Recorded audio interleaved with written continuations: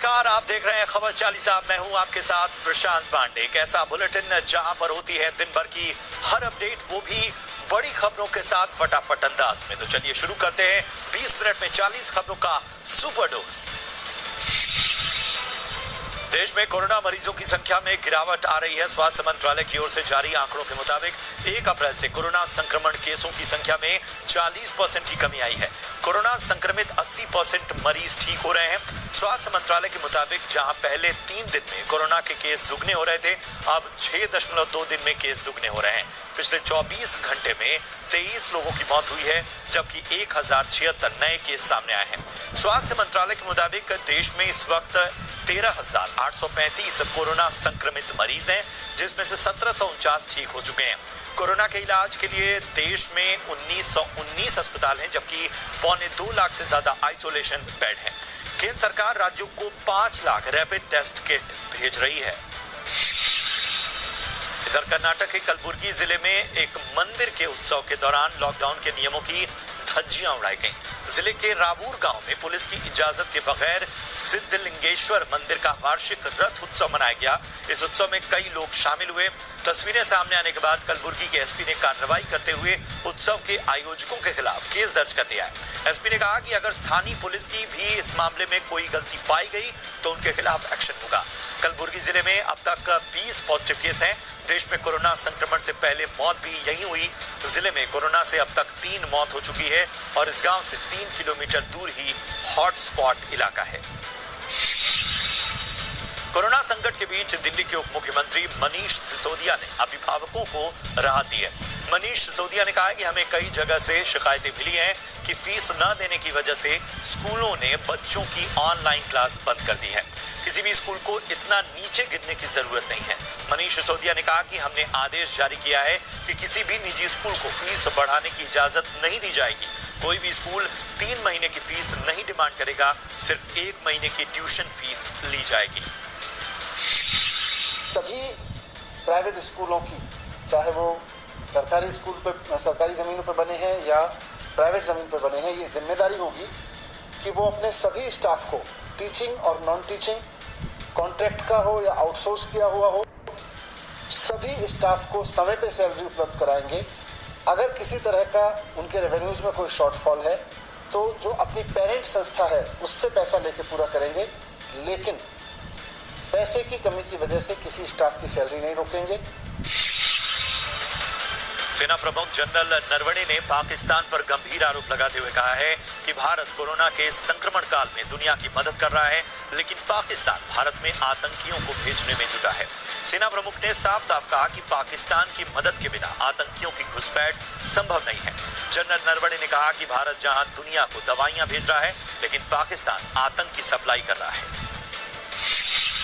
As you are aware, earlier this month we had an infiltration attempt which was successfully foiled, and we were able to kill all 5 terrorists who were attempting to infiltrate. Unfortunately, we also lost 1 KCO and 4 very gallant boys. 24 अप्रैल से रमजान का पाक महीना शुरू हो जाएगा। अल्पसंख्यक मामलों के मंत्री मुख्तार अब्बास नकवी ने लोगों से अपील की है कि वो रमजान में लॉकडाउन के नियमों का पूरी तरह पालन करें, मस्जिद की बजाय घरों में रहकर नमाज पढ़ें और दुआ करें कि कोरोना के संकट से जल्द निजात मिले। उन्होंने कल 30 से ज्यादा वक्फ बोर्ड के चेयरमैन के वीडियो कॉन्फ्रेंसिंग के जरिए बात की, जिसके तहत 7 लाख मस्जिदों और दरगाहें आती हैं। सभी ने एक सुर में कहा कि वो लॉकडाउन का पालन करेंगे। उत्तर प्रदेश सरकार जमातियों पर और सख्त हो गई है। उत्तर प्रदेश में जमात से जुड़े लोगों को खुद जांच के लिए सामने आने की चेतावनी दी गई है।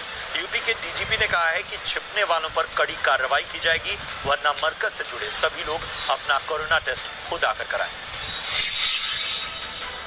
मुंबई के अक्सा बीच पर अक्सा होटल में बंद 29 जमातियों को क्वारंटीन खत्म होने के बाद छोड़ दिया गया। उन्हें उनके घर भेज दिया गया। उन्हें यहाँ पर 14 दिन के क्वारंटाइन में रखा गया था। सभी का 2 बार कोरोना टेस्ट नेगेटिव आने के बाद पीएमसी ने इन्हें घर भेजा है। तबलीगी जमात के लोगों ने प्रशासन की तारीफ की, लेकिन मरकज को बदनाम करने का आरोप भी लगाया।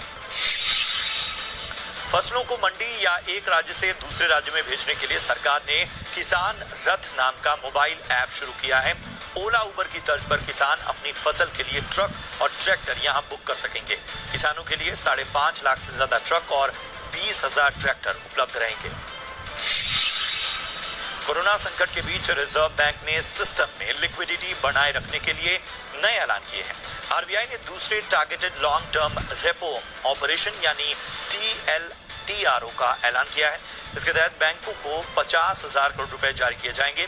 इस नए LTRO से NBFCs और माइक्रो फाइनेंस कंपनियों को ज्यादा फायदा होगा, क्योंकि बैंकों को इस रकम का 50% हिस्सा इनमें निवेश करना होगा।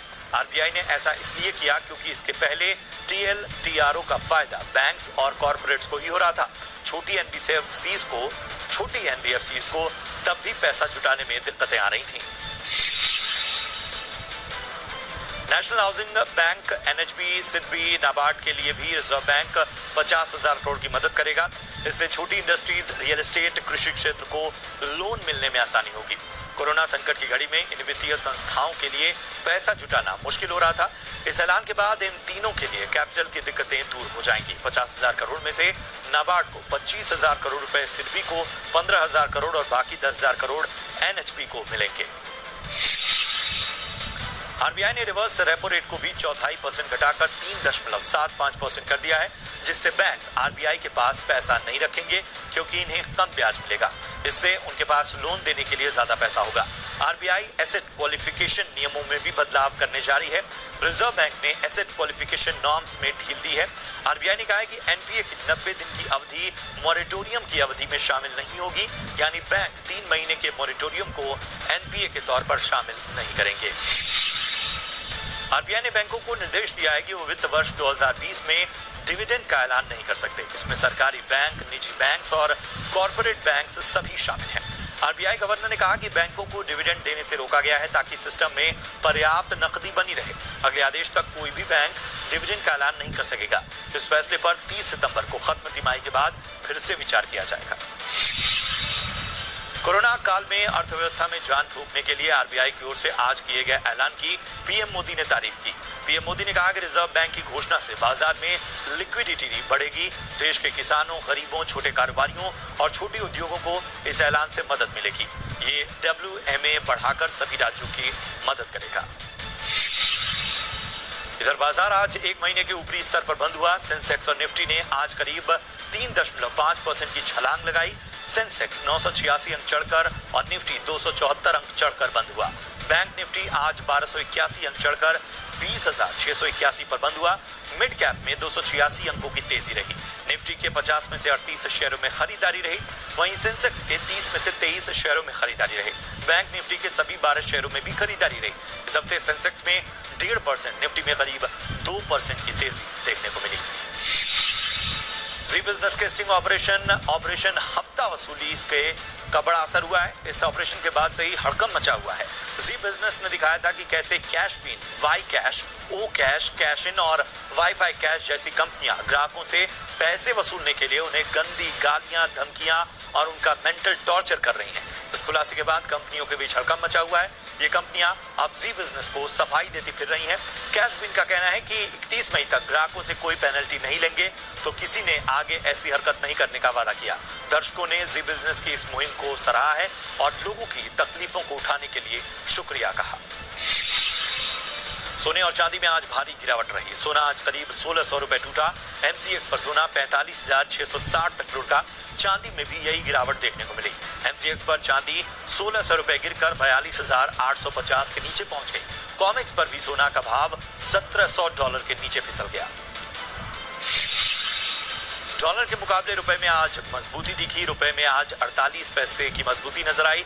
76 रुपए 39 पैसे के स्तर पर बंद हुआ। आज रुपए की शुरुआत 76 रुपए 59 के स्तर पर हुई और इंट्राडे में 76 रुपए 35 तक ये मजबूत हुआ। कल रुपया डॉलर के मुकाबले अपने सबसे निचले स्तर 76 रुपए 87 पैसे पर बंद हुआ था। आरबीआई गवर्नर की ओर से बैंकों की लिक्विडिटी को दिए गए ऐलान और इक्विटी मार्केट में आई तेजी से रुपए को सपोर्ट मिला है। लॉकडाउन के दौरान हेल्थ इंश्योरेंस या कार इंश्योरेंस का प्रीमियम भरने में राहत दी गई है। इंश्योरेंस रेगुलेटर IRDAI ने लॉकडाउन पीरियड में आने वाली सभी रिन्यूअल पॉलिसी में 15 मई तक की छूट का ऐलान किया है। यानी 15 मई तक बीमा का प्रीमियम नहीं चुकाने की छूट रहेगी और इस दौरान बीमा के बेनिफिट भी जारी रहेंगे। छूट के बाद पूरे साल का प्रीमियम बीमा धारकों को एक साथ देना होगा। पॉलिसी भी पुरानी तारीख से ही जारी रहेगी। एडाई ने बीमा कंपनियों से कहा है कि डिजिटल पेमेंट पर ज्यादा फोकस करें। बिहार के दरभंगा में भी स्क्रीनिंग के लिए गई मेडिकल टीम पर लोगों ने हमला कर दिया। लोगों ने डोर टू डोर जांच के लिए गई आशा कार्यकर्ताओं से मारपीट की। दरभंगा में आशा कार्यकर्ताओं को तब निशाना बनाया गया जब दूसरे राज्यों से बिहार आए प्रवासियों की जानकारी जुटाने वो दरभंगा के चंदनपट्टी और भालपट्टी मोहल्ले में सर्वे करने पहुंची थी। हमले की जानकारी मिलने के बाद एसपी ने तत्काल वहां पुलिस की टीम भेजी। डीएसपी सदर अनुज कुमार के नेतृत्व में पुलिस बल लोगों को समझाने बुझाने में लग गया। कोरोना वॉरियर्स पर हमले की घटनाएं रुकने का नाम नहीं ले रही। राजस्थान के टोंक में कोरोना प्रभावित क्षेत्रों में गश्त करने गई पुलिस टीम पर हमला किया गया। यहां लोगों ने पुलिस को घेर कर हमला किया, जिससे 3 पुलिसकर्मी जख्मी हो गए। उन्हें टोंक के जिला अस्पताल में भर्ती कराया गया है। टोंक में लगातार कोरोना संक्रमण के मामले बढ़ने से कर्फ्यू लगाया गया है। पुलिस लोगों से घरों के अंदर रहने की अपील कर रही है। इससे पहले उत्तर प्रदेश के मुरादाबाद में मेडिकल टीम पर हमला किया गया था। राजस्थान के कोटा में फंसे बच्चों को निकालने की प्रक्रिया शुरू हो गई है। उत्तर प्रदेश के मुख्यमंत्री योगी आदित्यनाथ ने कोटा से उत्तर प्रदेश के बच्चों को ले जाने के लिए बसें भेजी हैं। उत्तर प्रदेश के बच्चों को लेकर आज 300 बसें रवाना हुई। 25 मार्च से शुरू हुए लॉकडाउन की वजह से कोटा में यूपी, बिहार समेत कई प्रदेशों के हजारों बच्चे फंसे हैं। इन बच्चों ने ट्विटर पर सेंड अस बैक होम अभियान की शुरुआत की थी। छात्रों की समस्या को देखते हुए लोकसभा अध्यक्ष ओम बिरला पिछले 2 दिनों से केंद्र की एजेंसियों से बात करने की कोशिश कर रहे थे, मगर उन्हें भी निराशा हाथ लग रही थी। अब केंद्रीय एजेंसियों के कहने पर कोटा से बच्चों को निकालने की प्रक्रिया शुरू हो गई है। उत्तर प्रदेश में कोरोना के रोज नए मामले मिल रहे हैं। लखनऊ में आज 8 नए केसेस मिले। वाराणसी में 5, कानपुर, इटावा और औरैया में 1-1 संक्रमित मिला। पूरे उत्तर प्रदेश में संक्रमित लोगों की संख्या बढ़कर 830 पहुंच गई है। यहां कोरोना से अब तक 14 लोगों की मौत हो चुकी है। पीलीभीत के बाद महाराजगंज दूसरा जिला होगा जहां से कोरोना वायरस संक्रमण खत्म हो रहा है। ग्रेटर नोएडा की अल्फा 1 को हॉटस्पॉट की लिस्ट से हटा दिया गया है। यूपी में लॉकडाउन तोड़ने की वजह से 20,453 लोगों के खिलाफ एफआईआर दर्ज हुई है। गुजरात में 12 घंटे के दौरान कोरोना वायरस संक्रमण के 92 नए मामले सामने आने के बाद राज्य में इस वायरस से संक्रमित लोगों की संख्या 1000 से ज्यादा हो गई है। अहमदाबाद में 45, सूरत में 14, वडोदरा में 9, भरूच में 8 और नर्मदा में 5 मामले सामने आए हैं। यहाँ कोरोना से 2 और लोगों की मौत हो जाने के बाद राज्य में मरने वालों का आंकड़ा बढ़कर 38 हो गया है, जबकि 74 लोगों को इलाज के बाद अस्पताल से छुट्टी दे दी गई है। लॉकडाउन की वजह से हवाई यात्रा नहीं करने वाले यात्रियों को बड़ी राहत मिली है। सरकार ने एयरलाइंस को आदेश दिया है कि वो यात्रियों के टिकट का पूरा पैसा 3 हफ्ते में वापस करें। सबसे पहले कई एयरलाइंस ने रिफंड देने से इनकार कर दिया था। एयरलाइंस को 3 मई तक टिकट बुकिंग का पूरा पैसा रिफंड करना होगा, बिना कोई कैंसिलेशन चार्ज काटे हुए। स्टार रेसलर बबीता फोगाट ने बीते दिनों तबलीगी जमात को लेकर एक ट्वीट किया था, जिस पर काफी विवाद हुआ। अब सोशल मीडिया पर उनके ट्विटर अकाउंट को सस्पेंड करने की मांग उठी है, जिसके बाद बबीता ने एक वीडियो जारी कर जवाब दिया। पाकिस्तान क्रिकेट बोर्ड के पूर्व अध्यक्ष तौकीर जिया ने खुलासा किया है कि अगर आईसीसी के पूर्व प्रमुख जगमोहन डालमिया न होते तो तेज गेंदबाज शोएब अख्तर का करियर साल 2000 में ही खत्म हो गया होता। साल 1999 में आईसीसी अख्तर के गेंदबाजी एक्शन की जांच कर रही थी। उस समय जगमोहन डालमिया आईसीसी के अध्यक्ष थे। डालमिया 1997 से 2000 तक इस पद पर रहे। 1999 से 2003 तक पीसीबी के अध्यक्ष रहे। तौकीर जिया ने कहा कि आईसीसी के तत्कालीन अध्यक्ष डालमिया ने शोएब अख्तर की गेंदबाजी एक्शन मामले में हमारा बहुत समर्थन किया था। यूएस ओपन के आयोजकों ने कहा है कि वो इस ग्रैंड स्लैम को तय कार्यक्रम के अनुसार ही आयोजित कराने की योजना बना रहे हैं और दर्शकों के बिना इसके आयोजन की संभावना काफी कम है। अमेरिकी टेनिस संघ के मुख्य कार्यकारी अधिकारी माइक डाउस ने कहा कि अभी कुछ भी फैसला नहीं हुआ है और इस टूर्नामेंट के आयोजन पर अंतिम फैसला जून में लिया जाएगा।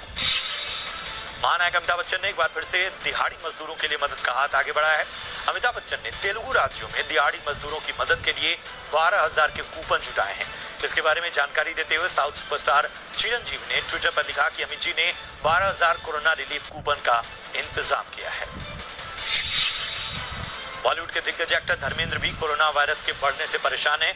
उन्होंने सोशल मीडिया पर वीडियो शेयर करके लोगों से निर्देशों का पालन करने की अपील की ताकि इससे बचा जा सके।